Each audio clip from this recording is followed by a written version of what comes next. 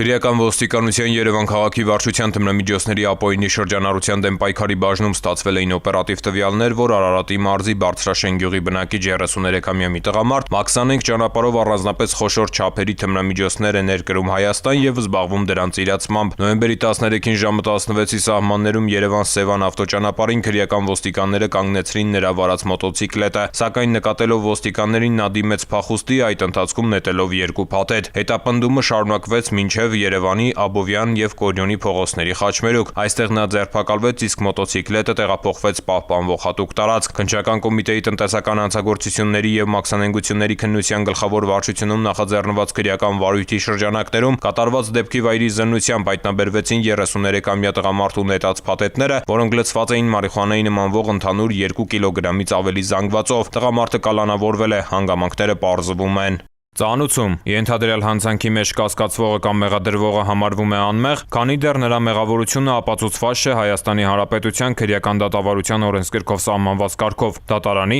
օրինական ուժի մեջ մտած դատավճռով։